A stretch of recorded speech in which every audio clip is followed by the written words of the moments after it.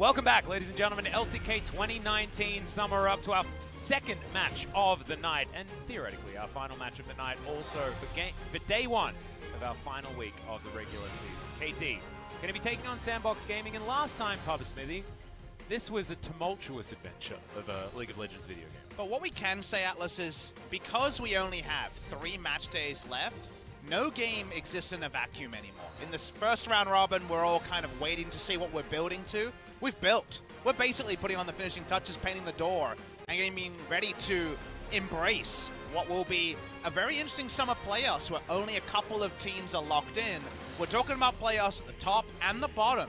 In this series, KT Rolster need to find a match victory and hope that Hanwha Life stop this blessed run they're on where they've taken out Dumb1 Gaming and SKT in recent memory. Meanwhile, for SANDBOX, if they win this match, they're in playoffs, and you want to lock that in blood as early as possible. Yeah, only 2 teams currently locked in, as you can see right here as we bring up the standings. Dumb1 Gaming in first place over Griffin, given the fact that they are 1 match ahead.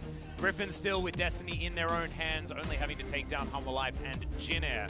And as you can see by the standings right here, that shouldn't be too tough of a task for the squad. The only team that is going to be capable of making it towards that 13-win dream mark with a game score like that. So Griffin with fate in their own hands. SKT also had their fate in their own hands, but unfortunately dropped the ball in our prior series against Dumb1, falling 0-2. And you know, there's probably more balls to be dropped this week. I think there's going to be more upsets as everyone's got something to play for largely in the league. There's not many teams that are mathematically ruled out at the moment. Kingzone even can find a blessed way forward. KT versus SANDBOX, you already alluded to it. Last time these 2 teams met, it could have been a KT 3-0. They had leads in multiple games, but weren't able to close out the series. KT in danger. This is the assignment for them. Because of game score, it's not good enough for honorable losses. If they lose 2-1, 2-1, and Hanwha Life lose 2-0, 2-0, it doesn't matter. KT are in relegation, so you got to win a match and hope that Hanwha Life cannot. Yeah, it's not about just winning those 1 games. It's not going to be enough to get KT across the line. They really desperately need to try and find an actual victory. They are certainly in danger. I think this is going to be the tougher match of their 2 coming up. Kingzone going to be after this for KT Rolster as well, and they've been in a little bit of turmoil recently. Checking out some of the stats here. First, for, I believe, first Dragon percentage there for SANDBOX. I like to pretend it's first death. I know, that's what I read it as every time. It's really frustrating. Like, ooh, they die first so much. Great. First Dragon percentage is usually talking about getting a bot lane 2v2 lead to make it a safe objective to take bot side. You look at the sample size, here's 26 first Drakes to 15, so it's actually a huge difference. In terms of sample size, bot lane drafts will be interesting. Praisman defaulting to Kalista wherever possible.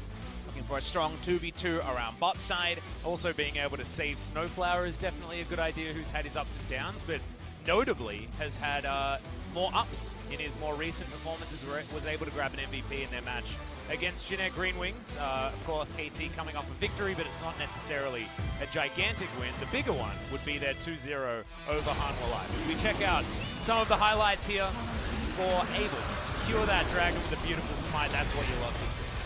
Bit of a weird and wonderful series between KT and Jin Air. It went to full 3. Jin Air could have picked up their first match victory, but it wasn't to be, and they've only got 1 match left against Griffin, so best of luck with that one.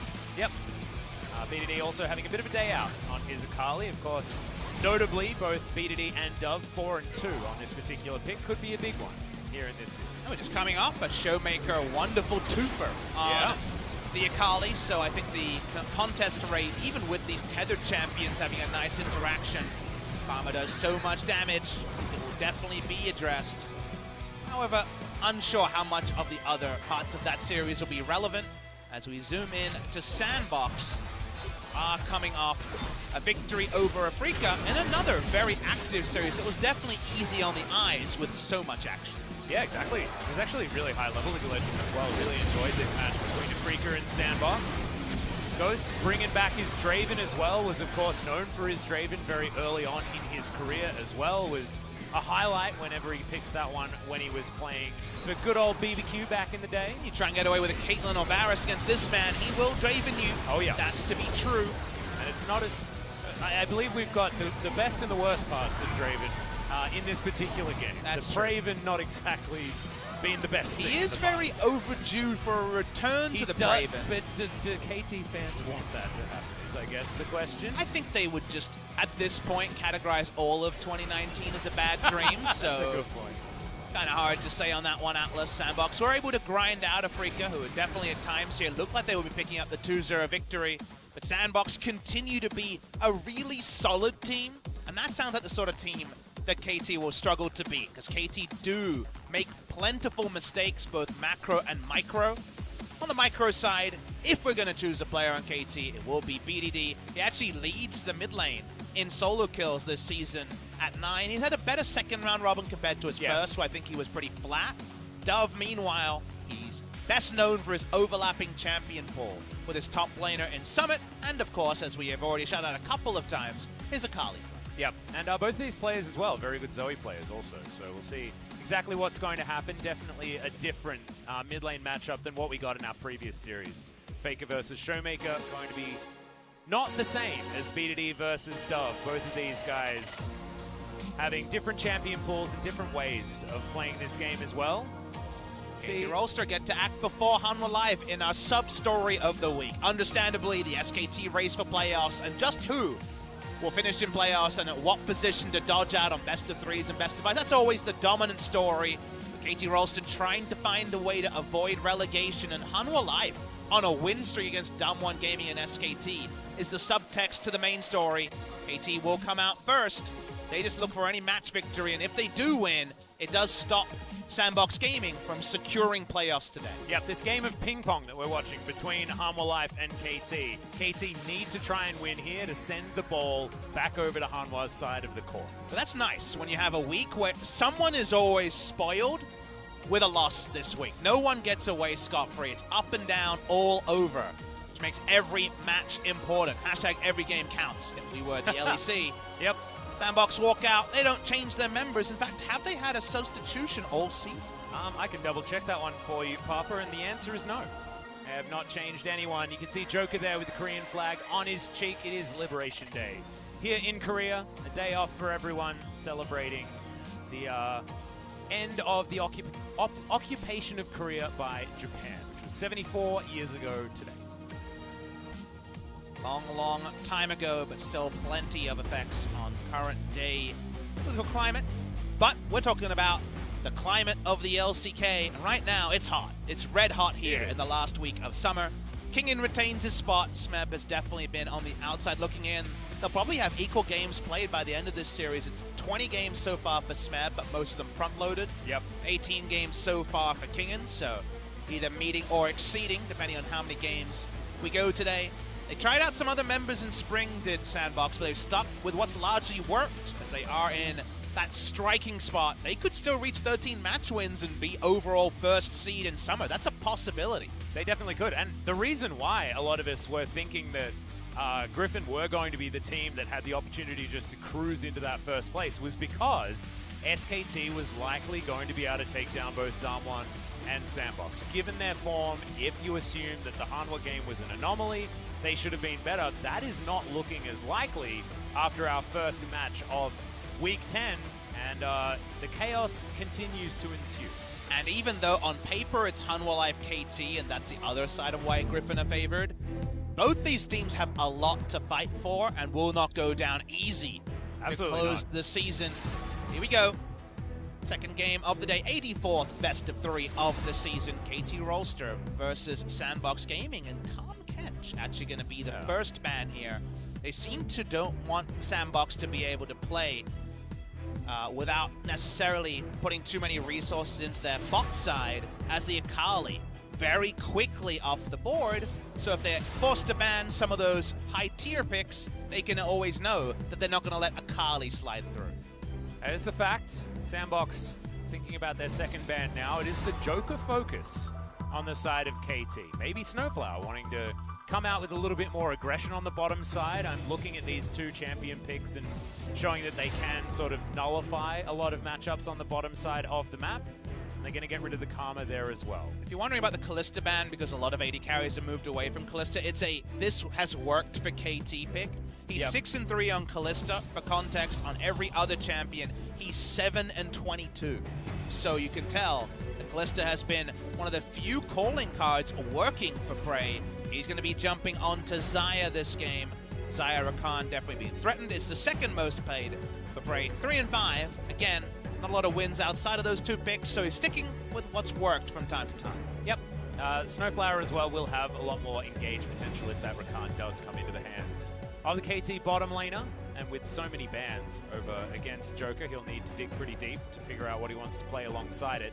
Ezreal being considered for Ghost has been a huge pick in the LCK. Not necessarily something you feel synonymous with Ghost as a player, but is going to be locking that one away. And what does SANDBOX do? They got two choices. If it's SANDBOX, you think either steal the Rakan away and try to play a safe lane with Ezreal, or go Morgana, which is a Joker pick to be true, and just try to attack the 2v2 and blow up someone like the Rakan. 2v2 laning phase has been desperately poor for Prey and SnowFlower this season. They consider taking away the Rakan, and that will be the choice in, say, for example, the LEC, where Rakan priority with or without Xayah is insanely high. Yep. But in Korea, Rakan has not always been stolen away from her lover Xayah. And for now, at least, KT Rolster get to play with their food a little bit. And they may actually be just going past the Rakan completely. Yep, not going to lock in that one, and they're going to take away the Corki instead. This was a definite favorite for so many teams. The Xayah Corki, it's been throughout many metas so far in the LCK and around the world. The consistent DPS of mixed damage source from both of these guys is insane. This would be a laning focus pick. We already saw it once, but unlikely to be drawn out in this particular game, you would wager. Sylas being locked in. Now, this is an interesting one. Flex is sort of all over the place here. Because Sejuani's there, you're baited into thinking it could be only jungle, but can lane mid lane happily against Corki, who's seen it win with jungle help. That's what I was sort of thinking. That's why my mind went to mid lane before jungle, when, you know, both of these champions being used as counter picks. But where's the best side for mind games? It's the red side. They could be red side picking a Kassadin. Don't know if we'd be huge fans because they'd have so much melee on their lineup, but it is something to be left open. Do KT ban away the Azir? Dove hasn't necessarily been really renowned for his Azir, but he's 5-1, so win rate wise, you can definitely say it's been a comfortable pick. Yeah, he's sort of comfortably having it listed as his most you say played like champion. BDD Azir, but no one's saying Dove Azir, even though he's been pretty accomplished on the pick, all things considered. Lee Sin going to be taken away from OnFleek, certainly one of his favorites, trying to attack that champion, that jungle champion pool on the side of KT. SANDBOX thinking about taking away another top laner potentially. They're looking through. Finally, it will be the Rakan. They decide that the Lovers duo does need to be denied. Probably nothing more high priority to ban from SnowFlower, and it does mean they don't get everything and Xayah Rakan, so I was thinking Aurelia is such a huge pickup here for KT, unless SANDBOX want to just take it away themselves. Xin Zhao, the final ban here on KT's side. Let's see what SANDBOX are favoring. Aurelia priority's definitely gone down in the LCK. Yeah. Over the past couple of weeks, even with the Sejuani being the obvious best friend. And Camille would have existed anyway, so you don't remove that much pressure by taking away the Aurelia. SANDBOX will be continuing their flexing, and that does suggest that it's going to be mid, top Aatrox, and then jungle Jarvan. That is, of course, the dominant theory here. I wonder what the overall last pick will be, because they're actually looking to counterpick support. The Morgana is the one that we were considering from Joker's playbook, and he's a big Shen player as well. That is true. Does love the Shen. But certainly still a lot more left on the table as far as that support role is concerned. Alistar, a possibility here if he wants to go down that route and lend themselves to even more engage. You might be surprised to know that Joker's played no Alistar games so far this season. In summer. It's not been a pick for him. Definitely moved past. It's played more Shen than Alistar. I mean, it's one game versus 0, but that's the clear thing. And because KT targeted support, seems like SANDBOX have left open a lot of options there. The guessing game will continue as there is the Camille preferred over the Aurelia, like we were kind of talking about. Yeah, of course, Aurelia sort of preferring that mid lane, I guess. So going to be throwing the Camille into the hands of Kingen on the top side of the map. We'll see how he does go with his Camille. Played about 3 games so far, but he's 2-1 on the pick. Gonna pretty good into Braum, just like she is into Rakan. Big Joker pick. This will be a big confidence pick for him, known as a one-trick Morgana player when he was on the ladder. A lot of talking still, and they're going to get the lock in, so they're going to look for the bot lane counter pick here. It's comboed with Ezreal rather than a more active AD carry, but you can do big things with the right binding, level 2 and 3, and obviously we know about the nuclear explosions of damage that mid to late game Ezreal can do. We're still on patch 9.15, so those AP ratio nerfs aren't live on this patch, and a lot of Korean Ezreals have been picking up nice hats and other AP itemization mid to late game. Yep. I actually really like it as well because it adds sort of an extra layer of pick CC to SANDBOX because their engage range is really high with the Flag and Drag Cataclysm, with the Abduct Abscond coming out from the Sylas as well. And so Joker, as soon as he hits a binding, people can respond from really far away. And because you look at the enemy team, you get a lot of value out of Black Shield even without the ability power behind it. Yes, Corki can shred through it, but that's, of course, always going to be there. When it comes to it being put down, it should always be able to negate the key cooldown that it's picked into, and that can be an important thing. You never want to take support Morgana against double AP, because it'll just get knocked down by hook or by crook, but definitely in this sort of a game, it is possible that we'll get through. Let's see how the top lane focus can work for the side of KT Rolster. I think if Sejuani and Camille can be super best friends, that might actually be a plot to try to engineer the downfall of Summit, who definitely hasn't picked for lane after the 5v5 is complete. Yep. If KT can get a snowball going as well, I mean, there's not a heck of a lot of wave clear outside of the Ezreal available if the Morgana doesn't have some CC built up. So we'll see whether KT can get this early game rolling as we get into game number 1 of our second match of the night.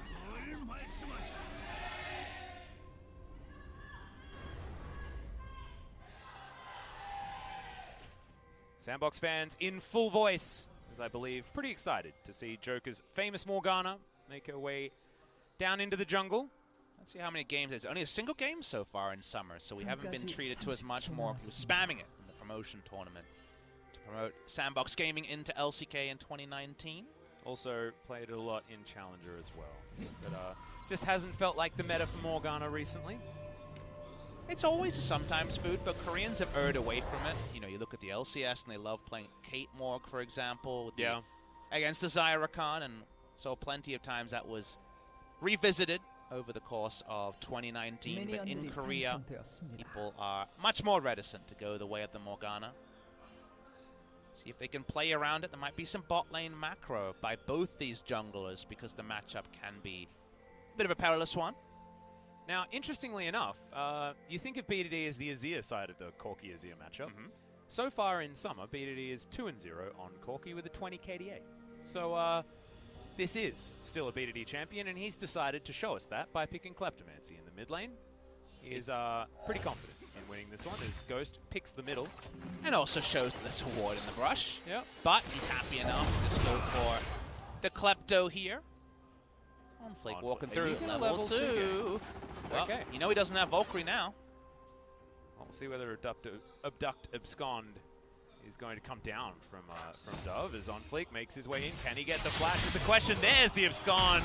Doesn't even need the flash, uses it to follow, and that's first blood so easily for SANDBOX in the mid lane at 2 minutes. Would love to see the pro view if we had it of where BDD's camera was focused, because he seemed pretty late on the flash there. Didn't seem like he was anticipating that play at all, and took a pretty big hurt. Speaking of hurt, Kingen got level 2 first, so he walks up, and what's Summit to do?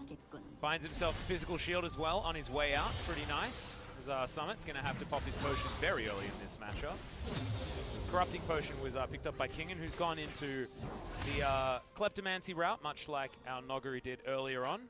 So, I mean, he's got OnFleek on pretty much any centered screen, so choosing a time to flash is always so important. And yes, Jarvan can also re-aim, but the way it played out did seem like BDD didn't have too much respect for the gank being pulled off, and was opened by Dove and easily slammed down by OnFleek. I think he was focusing on flashing the flag and drag and got hit by the Abscond before it, and then unfortunately wasn't able to do anything in order to avoid. That's what it sort of looked like for me, because he wasn't walking in a way to try and block the Abscond and the minions. It's 2 flashes for 1 to get the first blood, but it's also a pretty ripe lane for OnFleek to return to. Whether you can interrupt the Valkyrie or not. And Dove is getting in there with some nice burst trades, which we've known for a long time now Sylas is able to do in this matchup. Yeah, real frisky. utilizing the magic damage shield very, very well. Being able to block auto attacks with a magic damage shield makes it feel like it was his old shield. AT, if the game goes CS for CS, has a lot of different ways to play out this game that suit them. Camille on the 1v1 versus Aatrox does scale up really, really well. And the ability to try to take down turrets and also get solo kills. Double 80 carry with Corki comps. We don't get to talk about them as much with all the Corki bans, but those have some inevitability when it comes to teamfight phase. SANDBOX have a strong 5v5 with a strong front line as well, but it feels like there's quite a lot of teamfight 5v5 investment from KT's comp and also the 4-1, so it does feel like KT, if they can stem the bleeding, do potentially have multiple win conditions going late. Yeah. And of course, you look at the Zyre and the Corki, and it's pretty comfortable to assume that. As our hookshot going to be used defensively, Intelligent Ward in this top brush gives Kingen all the information about OnFleek's attempted gank. He's not going to fall for that one. Dove also not going to be any trouble. The score goes back home. Very even on the camps here between both of our junglers. You can see it is basically that first blood that is going to spell the lead. So SANDBOX, 2 bags of gold. Sitting in Ghost's back pocket. Look at him being cheeky, demonstrating exactly how much gold he's already. I already alluded to this once, Nogari talking about his top 5 champions to make the enemy rage in solo queue. His other advice was take Klepto and don't pop the sacks of gold, just to tilt the enemy by showing that they're still there. They are popped as we mention it, but the harem of items always going to be there for the Ezreal. Speaking of there, Score's around. Yeah, Winter's Bite, not going to find the mark. They have no ward in this crush either. Score not wanting to just throw his face in. Vision now being absolutely controlled by OnFleek. He's going to wander into the enemy jungle now, unbeknownst to KT. Cull win condition online from BDD, and just to come back to the scaling discussion, because I think a lot of people, we'll choose a side that kind of makes sense with the games that we've played and watched, and try to choose a side. It's never, of course, 100-0 when it comes to scaling, but the sort of things I look for is, all right, if it becomes 5v5, which a lot of games fall back into, unless you have great 1-3-1 macro, it can be very tricky to pull off kind of side lane pushes to win. Which team fires the most reliably, and with that it's, okay, who has a front line but then strong damage to allow you to play front to back, or who has a great assassination potential onto a single damage deal like we had in our first series, 3 assassins versus a Varus carry, for example. And in this game, double 80 carries who both go Infinity Edge, and Sejuani Braum to be a front line and Camille to kind of straddle the line between diving and also kind of creating some zones of control is just on paper a very powerful 5v5 comp. Meanwhile, for SANDBOX, you look at their comp, and while they have some frontline and dive, Morgana mid to late, kind of the binding hits a tank, she can't do too much there. Ezreal's damage largely gets hit by a frontliner and is able to shrug that off. That just makes us have that expectation that KT will be able to kill frontliners, because no one's really tanky to double Infinity Edge carries. You can build a bit more accordingly against SANDBOX. Yeah, I feel like SANDBOX is sort of relying on finding picks and starting a fight that way. So vision control, but it's a lot more like, if this is the case, then SANDBOX can win, else probably KT. Yeah, that's why you give KT the scaling advantage. But, I mean, SANDBOX are one of our teams that does have a lot of proactivity about their playstyle, but BDD is going to punish Dove for it. Big Flash comes down, finds himself some rockets as BDD taking a lot of minion damage. This ain't over yet. Abscond, not found. Rocket, not found. SANDBOX's Dove is going to be able to walk away scot-free, but unable to turn it. No flashes anymore in that mid lane. Now we're seeing if Score can get disengaged. Yeah. Going to be able to slow down Summit, who's put into the cage. Nails the ultimate, does Score. Summit is going to flash. Has the World Ender for the lifesteal, though, and is going to make it to the safety of his turret, utilizing his flash. Seemed like it'd just be a bonus flash. Score should check for OnFleek. He doesn't yet. Yeah, isn't going to. Now they're looking for the dive. OnFleek not actually going to be seen here. Great knock-up. Score going down very low. He will die, but it's a 1-for-1, and Kingen didn't pick up the turret aggro. So only a 1-for-1 in the end. Summit will be able to TP back, staves off some of the pressure there. Does OnFleek by getting the answering kill. Importantly, only assist gold and a large wave is denied from Summit. And remember, Camille on the 1v1 should have a lot of outscale options. I assumed that Summit was kind of flashing and just giving that over as a bonus summoner, but his ability to life leech or lifesteal on the way out with the ultimate still popped meant that that was a lot more competitive. They couldn't scout out OnFleek, so that actually ended up being just the 1-for-1 overall. Yep. Aatrox says thanks very much for the buff. After that particular moment, one of the first times where we've really seen quite how powerful that lifesteal is. You can see the build from Summit certainly doesn't have any sort of lifesteal himself, apart from his rune choices. We have a look at it once again. When to flash here is a question. You can try to just flash the Sejuani ultimate, but you have to flash forwards, right? Because you can't flash out of the Hextech ultimatum. Instead, tanks it, understands his limits, kind of healing away, potions running there, important to remember, of course. OnFleek is topside, and doesn't EQ flash. I wonder if he EQ flashed there to get the knock up instantly, whether there might have been a guaranteed double kill. But he was also pretty low on mana, so he might have been just doing that play. And now has the opportunity to go for some sort of EQ flash here, fighting around the dragon. It is a Cloud Drake though, so not exactly the highest priority here for either team. As Kingen finds his moment, not going to get infernally chained. He's going to wander back and keep live stealing. It's a fun matchup between these two. A lot of guessing games and a lot of watching out for hook shots and where the Umbral dashes are going. The top lane islands of spring season Urgot Sion matchups are definitely far gone. Feels like our lull state extraordinaires of spring season trio in top lane with Lissandra, Urgot, and Sion, all of them gone. Yep. Does mean we get a lot more active top lanes with windows for both sides to play around. Every region has different priorities. A lot of Camille in the LCK, a lot of Rumble in the LEC. Everyone plays it a bit differently. And it is fun. There's kind of reviewer's tilt, right? It's not just this is the only champions you should play. Don't even bother with anything else, like Sion and Urgot, crowding out the meta. Now we get kind of whatever your region favors, as they can all be piloted in different ways to set up win conditions. Yep, the thing I really like is the fact that we'll get to Worlds, and then we'll see how all of those different styles, different agreements on what the meta is, come to play against one another. That is a little while away, though, as the Camille will be dominating our particular scene. And I actually really like it. I think Camille's a really fun champion as far as how the game gets warped, because she can team fight and split push. So creating those win conditions like you were talking about is a lot more dynamic, I think, with her in a team composition. Whether KT can make it work is going to be the big question here. At the moment, SANDBOX with a slight advantage. And let's kind of draw attention to some of the recent KT series and also the reverse series against SANDBOX, where KT have found it hard to kind of hit their win conditions and close out games. They're not quite generic when it comes to like early game lead closing out, but here we go, bot lane, that's a hard ult. Huge flash from Joker, but it's a great ult to deny any follow-up from Ghost. KT are going to get out of there. They do get the flash out of Cradle. That was super aggressive by Joker.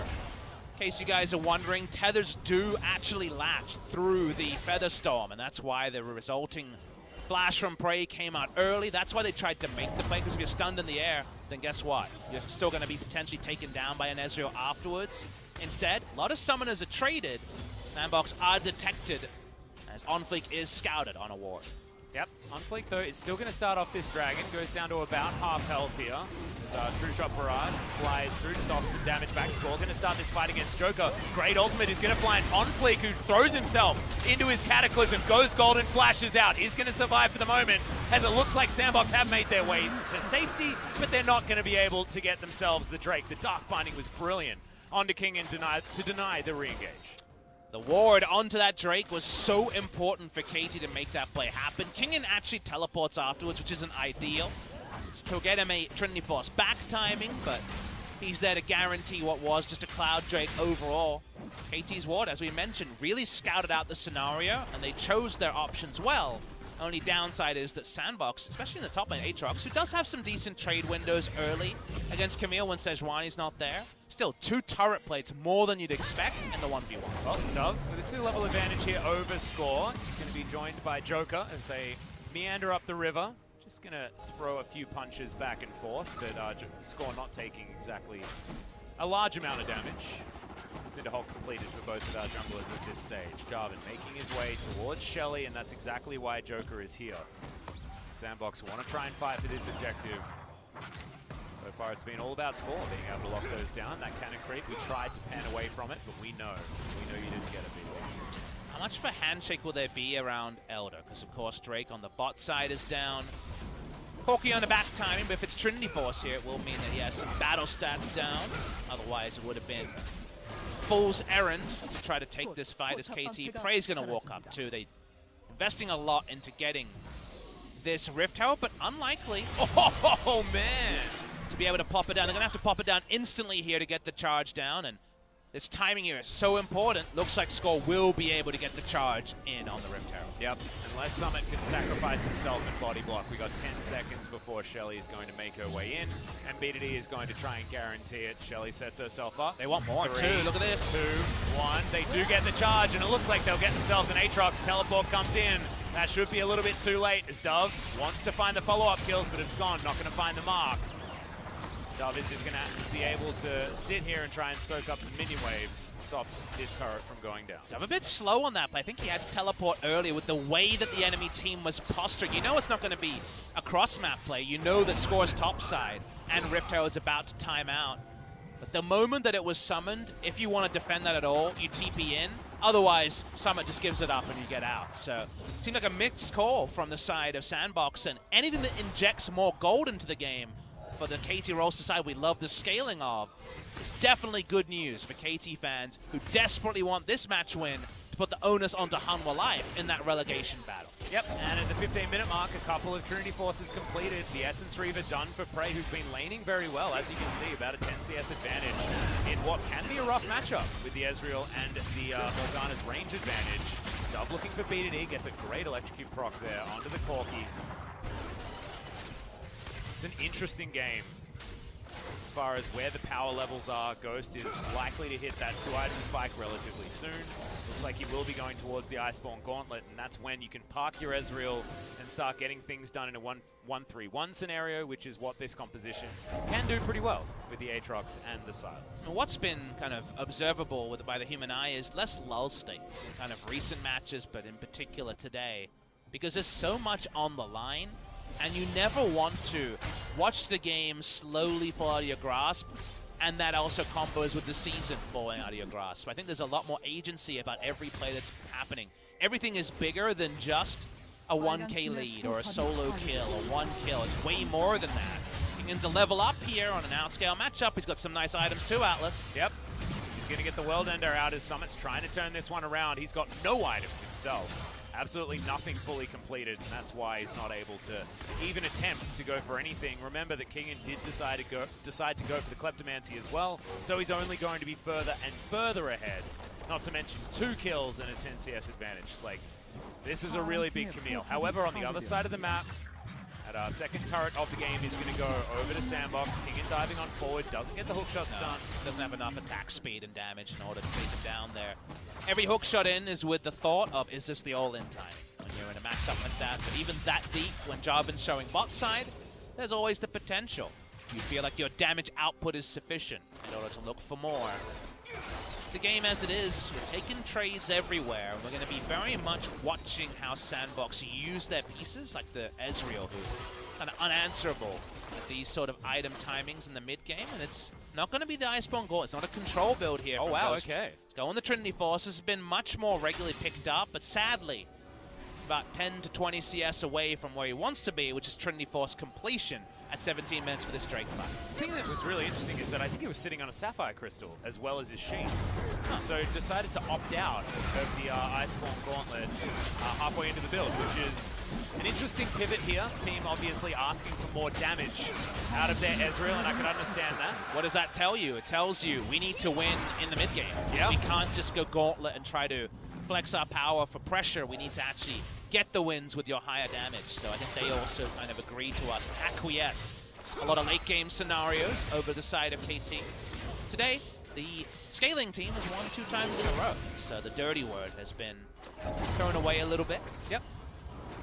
Have been liking it so far, and I've been enjoying that the teams have been identifying their win conditions so well and then playing and building their items in the correct ways so far today. I mean, in our first series, it was another example of that, really beautifully done by Dumb1 Gaming with the way that they were able to play out the game, identifying that when they needed to fight, how they needed to fight, what they needed to play around.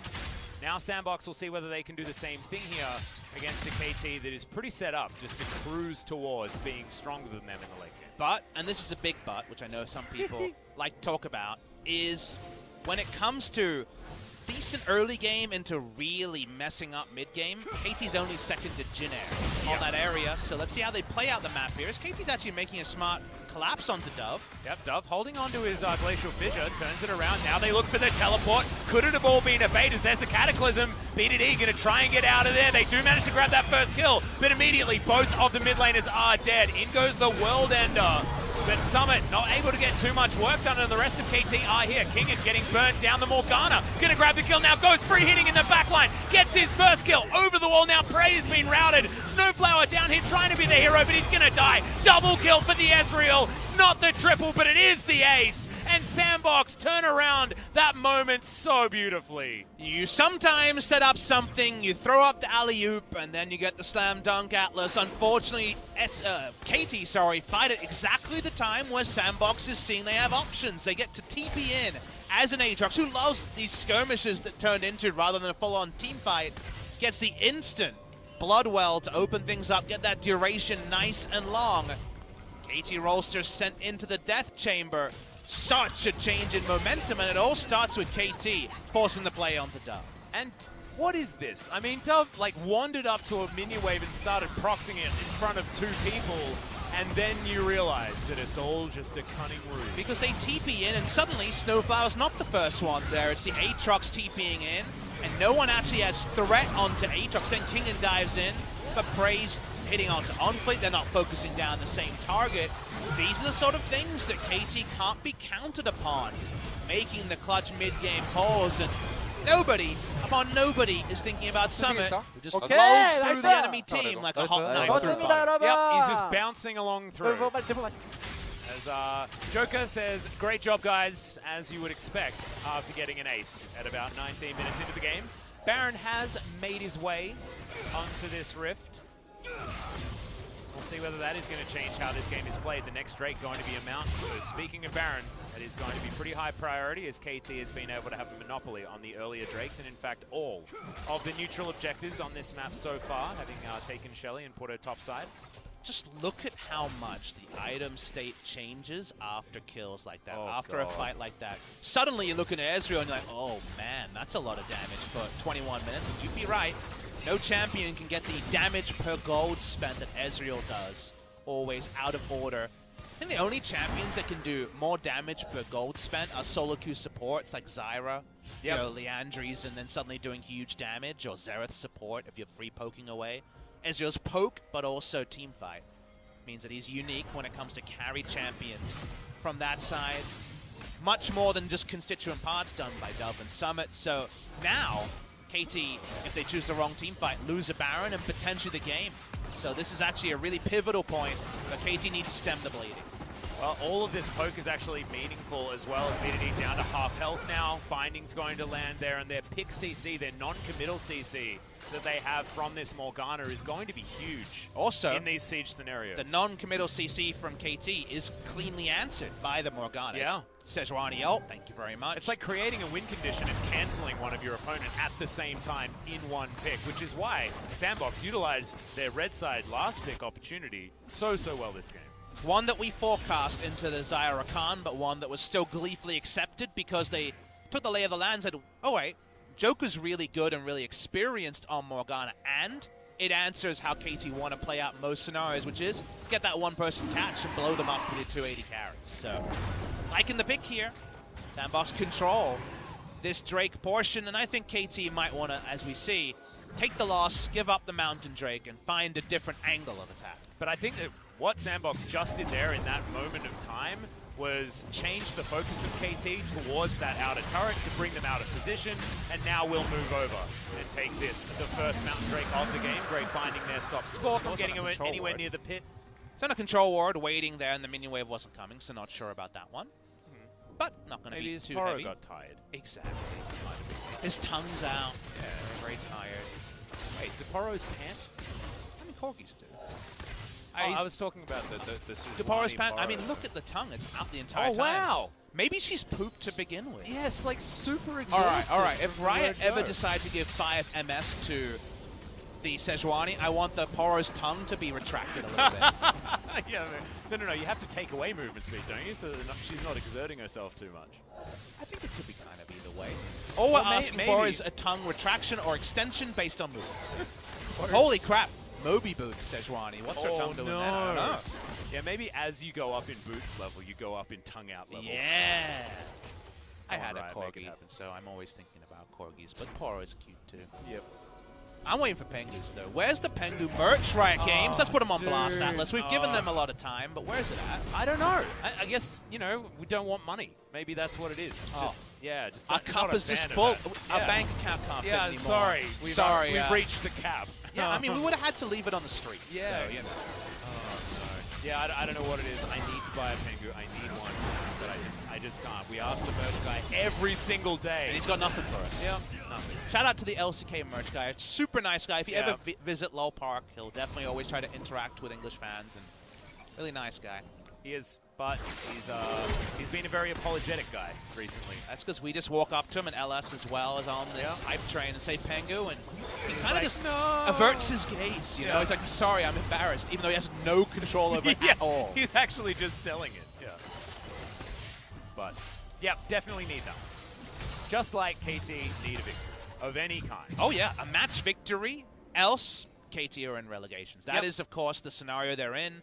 You can't look at what Hanwha Life's doing unless you win a match as KT.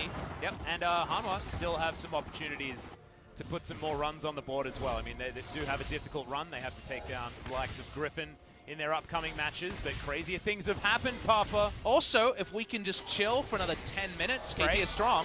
Yep, maybe Featherstorm has to come down just because Ghost was able to land a couple of Mystic shots, and Prey now can't defend the turret. That's what this comp can do. Yeah, Ghost's not taking those chill pills. He's one round of spells doing crazy damage, 3 items already in onto this Ezreal build.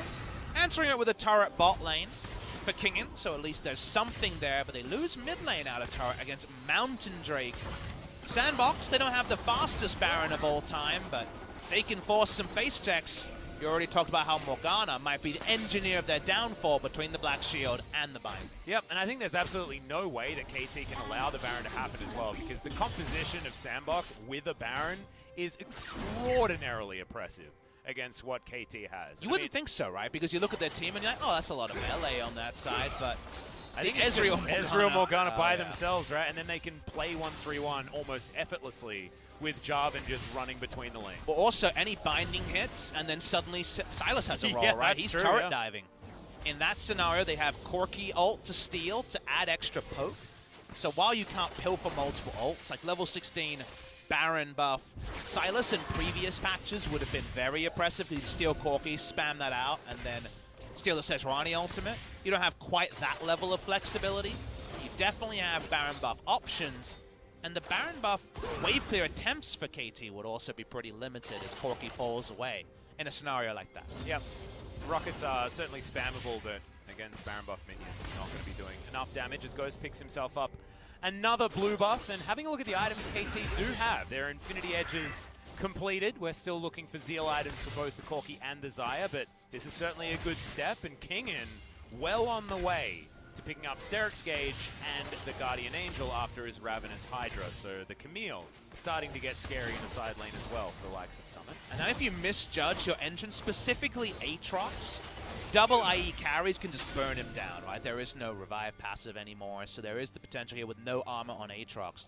Try to blow him up even through something like the Death Stance. Nice macro from SANDBOX here, pushing through the top turret. SANDBOX should be able to react fast enough. Ezreal gets to cheat in these scenarios because he can arcane shift over, and I don't think Score will be able to hit the ult, but he goes for it. Yep, going to find it onto Joker there. Is going to go golden after the Black Shield came down, and they get rid of the turret. OnFleek able to flag and drag, gets himself out for the permafrost. Is going to stun him up. Kingen not wanting to go for the dive as he gets bound on his way out. We're looking for a potential true shot barrage, but they don't have one. That's on the side of SANDBOX, and KT can't solidify any kills. And you wonder if Kingen should have gone for the dive even though it was without minions, because Silas was really out of position in order to try to make something happen there. The call was to move away. They can pick up a Cloud Drake and potentially set up an Elder Dragon win condition, but that's kind of a 39-minute win condition with how the Drakes are lining up. Triple Cloud. That means Rotatos are on the menu. This was a cafeteria, you're getting a big portion of that. Yep. But can KT actually make the side lane plays happen? hasn't been one of their strong suits in summer season. Certainly is very similar to a Doner Kebab restaurant, as KT with their 3 Cloud Drakes are going to need to speed on over to this Baron. The triple Cloud's becoming ironic because they can't get here fast enough. The Baron is going to go. And SANDBOX, they pull the trigger and they make it happen. OnFleek with the Black Shield gets so much value. Hasn't even been taken down yet. Gets stunned up as the Cataclysm comes in. Kingen flies into the backline. Will find Dove, but they're trying to turn it around. Has to go golden right at the end of Summit. He's doing so much damn work. BDD in trouble. The last hit. The Ezreal Q is going to nail it as Prey is going to go down as an afterthought. And everyone thought that KT was on the offensive, and SANDBOX say, hell no. They find the perfect way to force the fight on their terms, and Summit rolls through, lulling his way through on the Q. No one can stop him, even a Black Shield, thank you very much, to make sure he's uninterruptible. 2 clear decisions of what has separated SANDBOX and KT in game number 1. Suddenly, feels like it's very much the death push. Yeah, and I think that when you haven't played against Morgana for a while, you forget just how dangerous these sorts of moments are, because Summit being unstoppable is just insane if KT are funneled into a situation like that. But SANDBOX were also funneled in, and you're just staring at Kingen coming from the flank, and you're like, this is the moment where they're taken down. But again, it's that awkward positioning. And just watch how much work Aatrox's able to do. So, Baron in, they're like, we're going to get the hell out of here. Sejuani has no ultimates. They're hopeful they can get away, and Kingen gets a really nice flank angle as the Camille in this play. But watch how Aatrox is able to play out the fight. Doesn't actually have the revive passive. We're not actually focusing on that, but doesn't even have the activation on the resets, but gets the burst, and then with the movement speed reapplication, Black Shield starts, and it's just bonus kills from there. And Dove interrupted Score's Arctic Assault with his abduct through the wall as well to guarantee that kill off the back end. Some pretty pivotal moments in that last team fight, and that is why SANDBOX now have themselves a 6,000 gold lead up against KT Rolster. And Ghost, the story of this player is just insane. We're not going to be able to tell it as Dove is in trouble against 4 people. Yeah, Blast Cone's also with up. TPing as well, okay. Camille's trying to get out, I guess. From I think Kingen showing, oh yeah, I think maybe she'd been routed. But they're going to lose a lot of positioning on top side to make that play happen, so that was a bit peculiar. Yeah, well, at least Prey's going to get himself a red one. That's going to be handy. Teleport going to be utilized once again, this time from Ghost. Wants to get himself to a minion wave, and you can see the steps of SANDBOX. Each team fight getting them one step closer to the base of KT Rolster. Cannon out of range of the turret, and another minion wave coming in. Goodbye. Inner top lane turret as Dove pushes in min as well. Nice little rotational play there. The sort of stuff the SANDBOX, we have been very complimentary of how they close out games. Yep. And I know a lot of you that are watching this game wondering about the power level of SANDBOX with the upcoming SKT match. SKT being able to try and get themselves towards playoffs, as Kingen's trying to get himself towards survival, as he has to flash in that 1v2 scenario. The inhibitor, of course, went down as we were watching that replay earlier on, but that may not be all. The KT's going to lose 13 seconds left on this Baron, but a big minion wave now conga lining towards the top inhibitor turret. Joker getting taken down very low. Still really hard to actually siege turrets, though, as we can see. It's only Ezreal, so everyone else, even if you put a proactive Black Shield onto Aatrox, you're not going to get any real turret hits in those scenarios. So trying to force down one lane is pretty tricky for them. They already have the mid lane inhibitor down, so they don't necessarily have to beeline just for mid, and the Baron buff wears out. Yep. And SANDBOX says, well, not quite the death push on our first, but we break the base the first time. The second time, that will close the game. So it seems like second Baron is the real thing to focus on, and KT kind of wishes there was an Elder Dragon at the same time spawning in order to force a split map position against SANDBOX. Yep, I really like Ghost's Prime Colors build here as well. If you think back to preschool, learning about the different colors, he's got a pretty good example of that. Maybe a bit of added purple. That's a tertiary option. However, he's got the rest of them. You know what's a nice tertiary option? Well, I feel strong enough already. Randuin's Omen as my third completed item. Yeah, someone went back and actually got himself the Spectre's Cowl as well as a Giant Spell on his last back, and has decided that he has enough damage and now just needs to be another front line. He's one of the rare people that's actually tanky to Corki Zaya. That's not a trivial thing to be tanky against, as Kingen will not be interrupted there. I didn't spy, but I'm not sure there's any healing reduction on the side of KT. No Morellinomicons? What is this? No other types either. Yep, no Executioner's Calling on this roster either, so this is very much, with Black Shield, about the scariest Aatrox we've seen in a while. Yeah. I guess if a Frost Bomb is going to land onto the Aatrox, that is sort of the only chance they have of avoiding Summit just rocking and rolling wherever he feels like. Now, I started a couple of points, and then we had some action that came out. What I was going to talk about with what SKT fans should be looking for here is the power level of this SANDBOX team. And honestly, I'd start sweating a little bit. I really do like how they've been playing this game out thus far. I think that the way they've set up team fights has also been very strong, much similar to that of what Damwon was showing us in our previous series. As Kingen, not going to get knocked up by the flag and drag, but has been at least singled out as Dove is now finding his opportunity to start a fight. SANDBOX can continue this level of play. Will make our playoff run look very interesting between our top squads. As Dove throws out the ult, doesn't find anyone. The score's going to show him how it's done here as Dove down to about 3/4 and is still searching for the Poro, doesn't find it. A lot of posturing between the two. Dove has a very high damage build with the Lich Bane. You can tell by the purple hue that his gloves had just before. Here's the engage. OnFleek going to dive in. Doesn't get any of the knockouts, but they get a Featherstorm very, very early out of Prey. He finds himself the snare onto OnFleek, but he's still alive. Great CC into the backline. This is what we were talking about with Summit, but he has been locked down. He's going to lifesteal up the minions, and it looks like they're going to be able to get at least Kingen off this fight, but the rest of KT is so low. Can they get more? As Ghost is at full health and wants to rout them from this situation.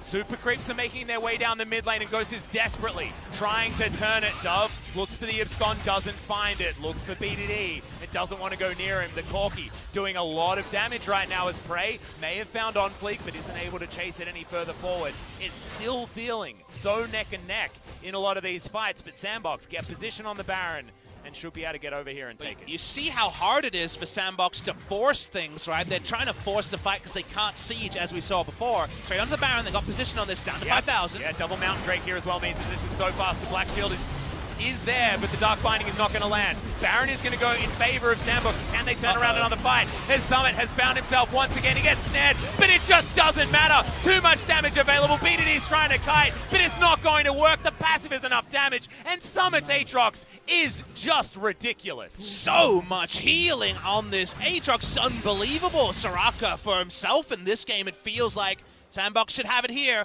Nothing KT Rolster could do compared to this Aatrox. Well, I think it's worse than Soraka. I think it's like Soraka with a wish that's on a 2-second cooldown. As now Kingen in trouble, trying desperately to stop this minion wave, but he's not going to be able to stop Summit. Look at this, even the minion's doing so much damage here. And good news, Aatrox can ult for a third time. Oh, great! Yay, there it is. Back off cooldown yet again. That's the reset mechanic that we've come to know and love. There it is, is, it's ulted. As Dove is going to get murdered by Kingen, but the Nexus is going to get murdered by SANDBOX, and that is what we like to call a trump card. Congratulations, SANDBOX are going to get themselves one step closer to locking down playoffs. Very interesting game between SANDBOX and KT, but SANDBOX have been a team that we've struggled to really categorize because they are reliable. But what we can say about them is, if the game is where they want it to be, when the game hits the mid-game, they usually close it out. They usually find a way to win through smart shot call and decisive plays. And that happened here. They created a scenario where KT thought it was about them. Two people chasing onto a side laner, but a TP comes down, the Aatrox able to pick up the start of some kills, and they close out the game reliably from there. Cloud Templar fan in the audience, you could tell from the bandages, that's all you need to see on the right. OnFleek fan on the left, and Summit smiling as SANDBOX want to continue their march towards playoffs. It will be guaranteed with any victory today. Yep, and I really love their baiting play throughout this game as well. Dove masterfully leading the KT Rolster members on the bottom side of the map into their first victory as far as the team fight was concerned, and we saw that it was those moments that created this win here for SANDBOX, and also Decisive Barons, which were the bane of them. Watch for this heal. I want to show you which one I'm talking about. I don't think we've seen it yet. When does it come? The healing. That heal. I know! What? Where?